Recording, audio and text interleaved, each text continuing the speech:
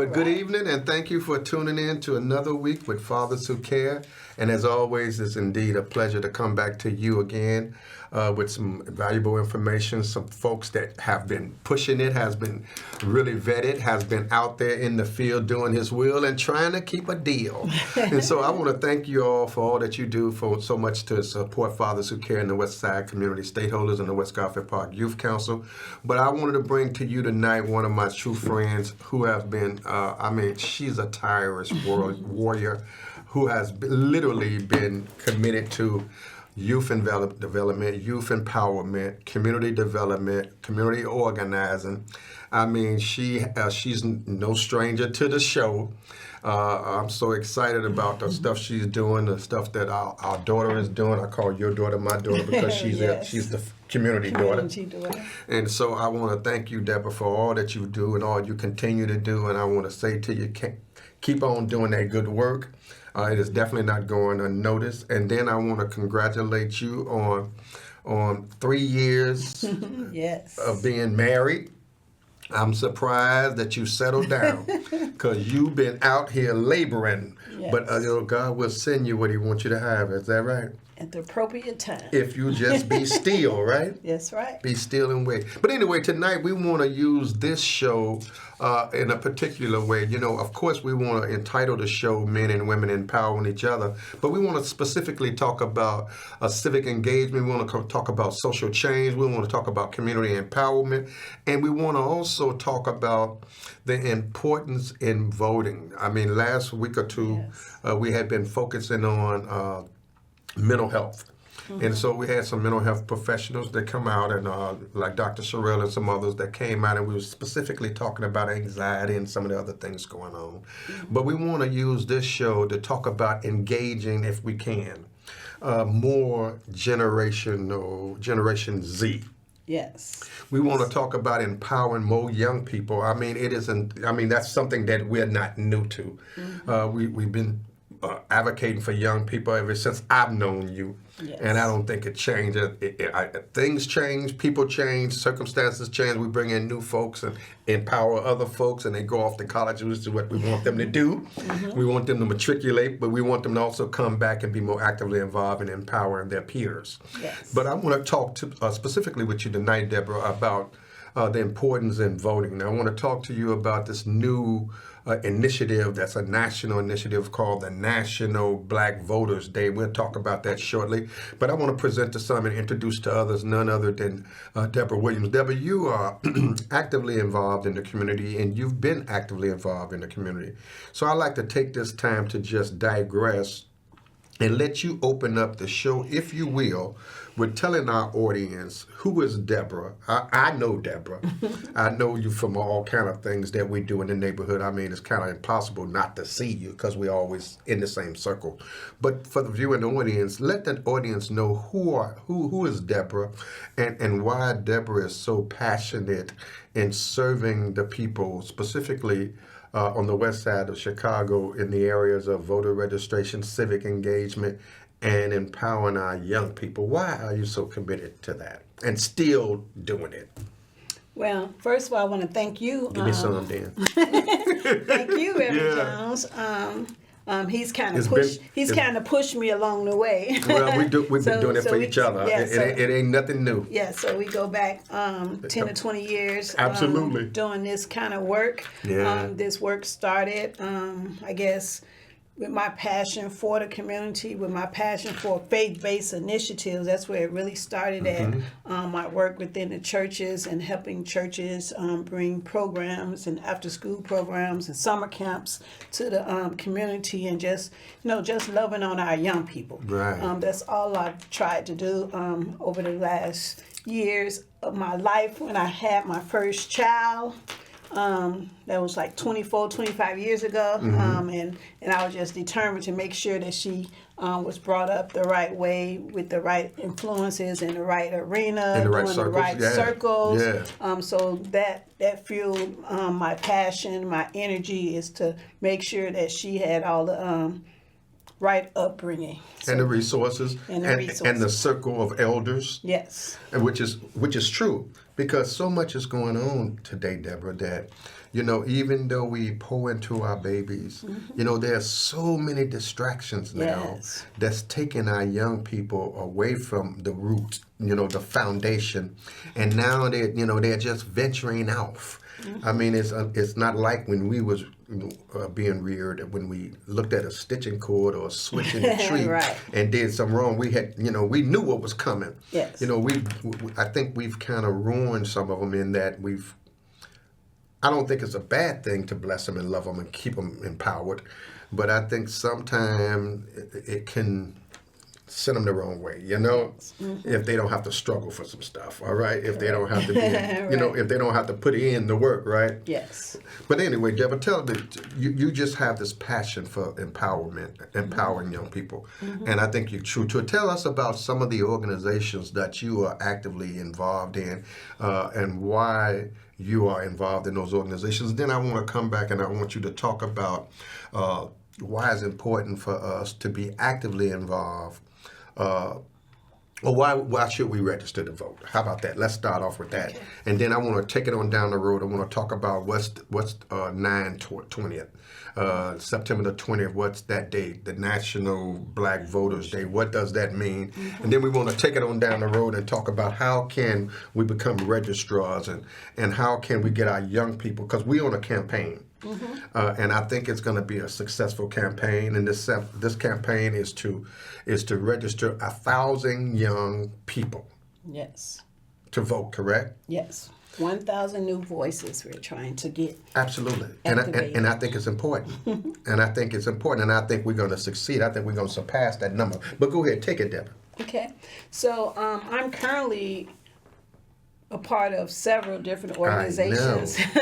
Intentionally. Intentionally. Yeah, it's intentional. Intentionally. Yeah. I'm a member of the Westside NAACP. That's one. I am the secretary and a longtime member of the Leaders Network. Absolutely. Which is a faith-based social justice organization. Absolutely. I am on the board of Project Exploration, which is a STEM education program. Another excellent choice. And I'm also on the board of Austin Coming Together, which is also a community building, capacity building organization that I'm a part of. Another one.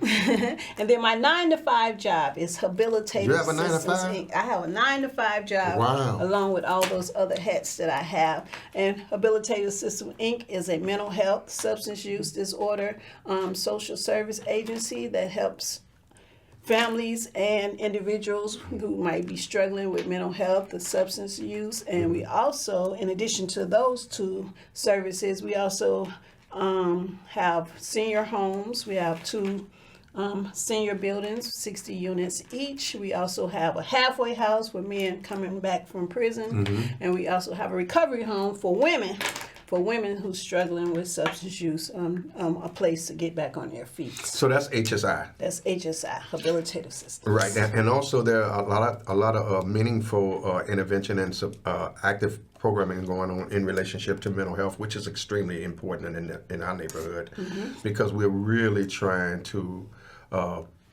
curb this mentality of folks saying that they don't need help, or that something Reduce the stigma. And yeah, there you go. That's exactly what I wanted to say. Reduce the stigma. Yes. It's okay to get assistance, but it's not okay to not. So I guess that's what we're trying to share with the plight of constantly engaging folks and knowing that it's all right to talk. It's all right to communicate, because we all having something that we're going through. It is impossible for you not to be impacted from a lot of the things that are happening in our neighborhoods, because there is a lot of trauma.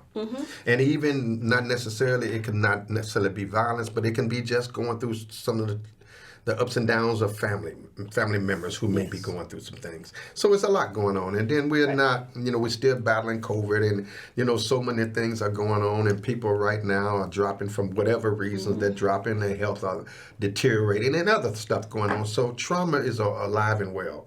But Deborah, talk to me about why it's important for elders like ourselves. I'm not saying we're old folk, but we have put in a lot of years Why is it important for us to empower our young people now to take things to the next level? Why is that important? Right. So I also use my platform at Habilitative Systems to start what we call Generation Z mental health Generational ambassadors. Z. Got it. Go ahead. Generation Explain that. Z mental health ambassadors.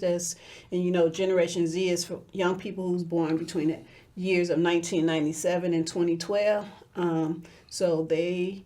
We started a program where they, on Tuesday nights from 7 to 8:30, they get on the phone with their peers and they talk about different mental health topics. Is this every Tuesday? Every Tuesday nights.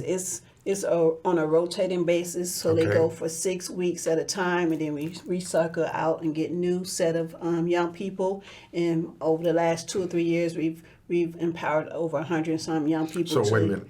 So are you saying to me? Are you saying that there is a place, a safe place, where young people can come in and be young people, but they can come in and address some of the social issues and concerns that they're currently facing? Yes. In a non-judgmental environment? Yes. Among their peers. Among their peers? Yes. I think that's tight. So if people are listening today, and we're always encouraging, if you just for those who are watching, we're always encouraging that you take advantage of some of the resources that we have. I think we have more resources now that's available to our young people than we did before. Yes. I still think we need additional mental health support systems and resources in the neighborhood. I believe that. I think more resources should come back through the city, state, and the county. But I also believe that we ought to take advantage of those entities that are doing good work for our young people. So if folks are watching now and they're interested in sending some young people over to be a part of Generation Z, how could they get involved? They can shoot me an email with the young person's email, and I could get them the link. It's on Zoom, so they don't have to leave their home. It's on Zoom. So they can meet Tuesday on nights. Zoom and in person? No, it's not just in in person. Zoom? It's just on Zoom. Oh, so that's a good thing. Yeah, still. That's a good thing. Yes. So maybe what you all should do, if you have a group of young people and your young people are meeting and you want to, share some good information with them, won't you use a Tuesday, right? Well, first of all, give Deborah a call so she can let you know what Tuesday, right? So what would be the email or the phone number that they can call? So they can email me at dwilliams at habilitative.org, and habilitative habilitative.org. So they can email me with their young person's name and email and their age, and we can get them the link. So what I haven't been able to say is that at the end of 6-week period, each one of the young people get a $300 stipend. Wow! Wait a minute. Wait a minute. You know we love those stipends. So they get a stipend. Yes. Plus they get educated. Yes. Plus they have an opportunity to bond with their own peers. Yes. So what can you lose? It's no way to lose. It's a win all day. So again, give D okay, let's go with that email one more time, Dee. dwilliams at habilitative.org. Okay, D Williams at habilitative.org. Yes. Okay, so, and if you need additional information, give us a call at Fathers Who Care at 773-287-5821, and we'll definitely make sure that information is transferred over to Deborah, and that those young people are involved. And we want you to know that it's a nurturing environment. It's just the site on Madison, correct? But that's where you all are meeting or joining forces? Once we have any in-house workshops, it will be on Madison at 4130. Because I remember a lot of activities had been going on that site. That's where we have our summer youth workers program. Absolutely. So let's get down to it, Deborah. Okay, we talked about empowering our young people, right? Well, I want to take this time, if I can, to talk about why it's important to be registered to vote, and why it's important to vote your conscience. But vote facts. Follow the facts. All right, follow the facts and follow what you think is best for the country, for your children, your children's children, and for your community, all right? Yes. I'm not telling you who to vote for. I'm telling you to vote. But I'm going to tell you this, and I'm just got to say it. I just don't believe people are eating cats and dogs, all right? I'm just going to put that out there, all right? Now, you can think what you want to think, but I don't just think that folks are literally going around snatching up cats and dogs and eating them. I'm just giving you that. That's just my thought, all right? Yes. But you can think what you want. But I do think some people may snatch up a geese or a duck. Chicken.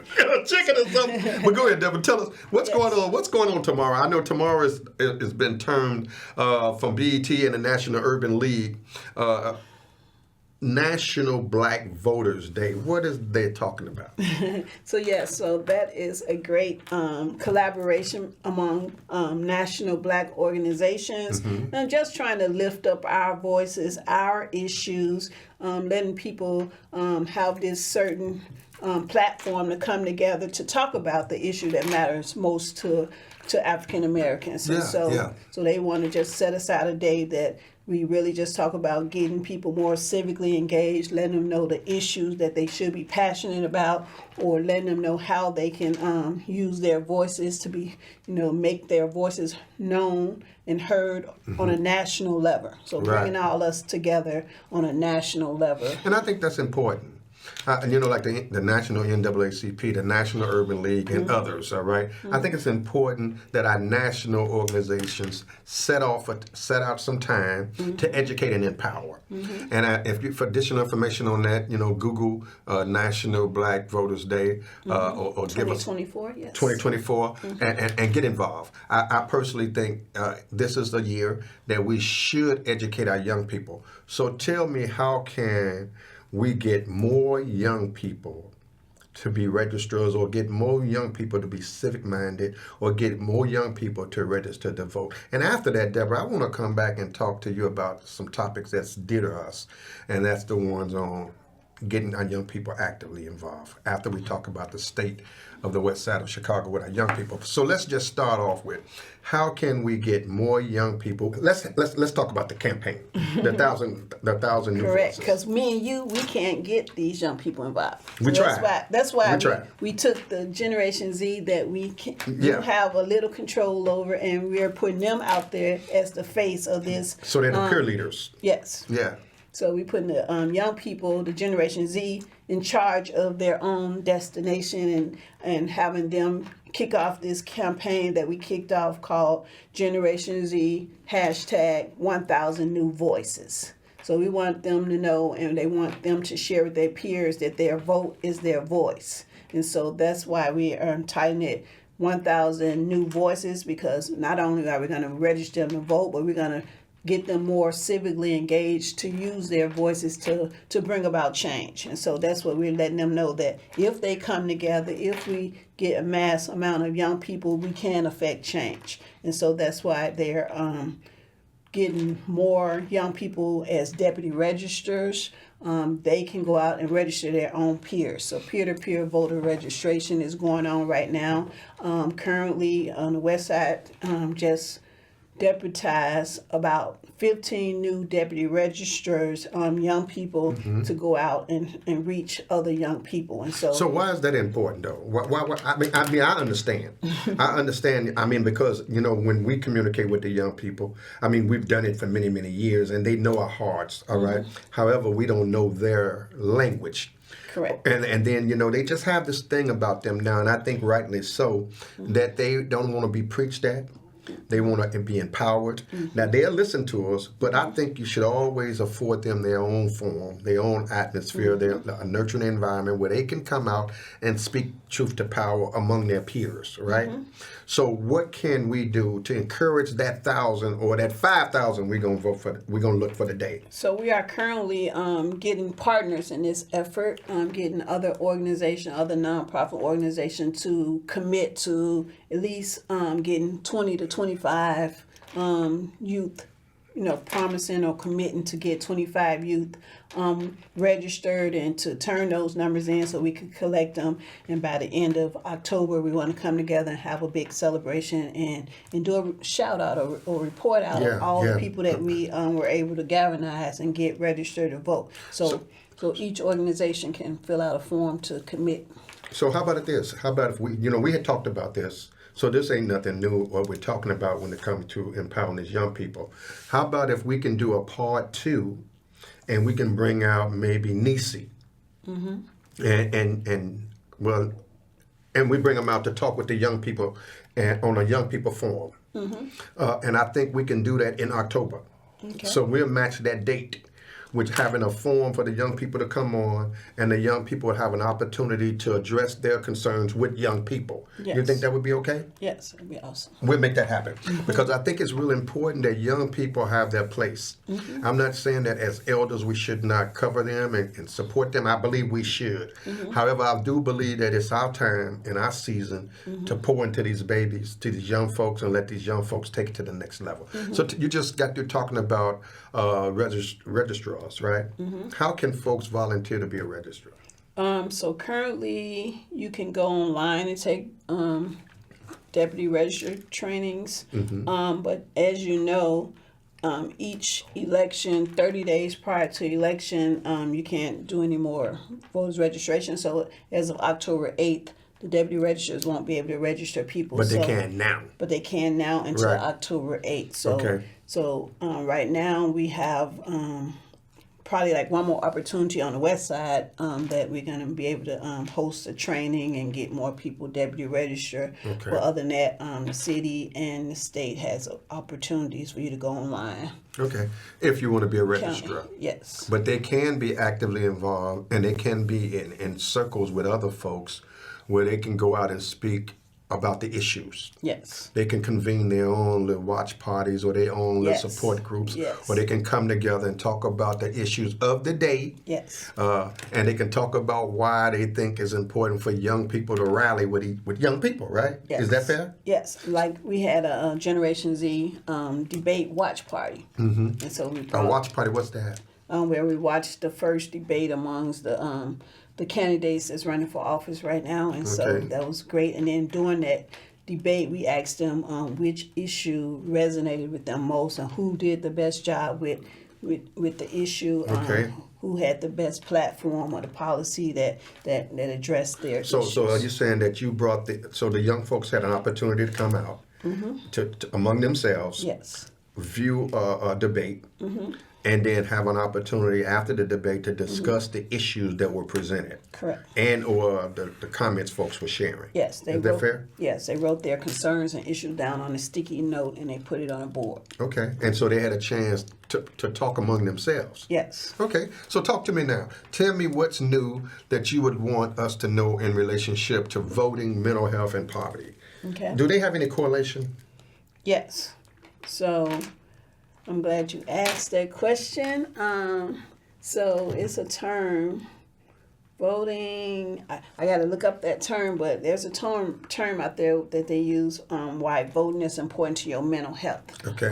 Because once you vote and once you let your voice be heard, it triggers something in you. It gives you a release. It releases your stress. It lets you know that you're a part of something bigger. Right. So voting and mental health, when you vote and you get what you're voting for or whatever, that eliminates some of your stress, that eliminates some of the social determinants of health, and you know that you've affected how education and policies and economics is, you affect change, and that affects your mental health. Okay, so let's do this one more time because I think people want to know more about you, but I'm going to give you this number, 773-287-5821. That's Fathers Who Care. Please give us a call about additional information that we can keep you and young people involved. We're continuously doing work in the schools with the young people. We're constantly doing drop-in programs. We do facilitate the Thursday groups, and we're doing them in person and via Zoom. So if young people are interested, they got to step up now. Yes. Because we're not like we used to be running up and down the streets. If you're interested, we'll let you know we're here. Yes. Come on down. We're here for you. And then what we'll do is like what you're doing too, Deborah, is try to find the resources and some stipends to give you. Yes. But we want you to be involved. Yes. But tell us, Deborah, about what's going on with the Women's Veterans Housing Initiative. Okay, so Habilitator System, Inc. I told you we had 2 senior homes, so we have a little bit more space on our campus, and Mr. Dewey decided to use that for women's veteran housing unit. And so he's going to be having a women's veteran housing summit on Friday, September 27th.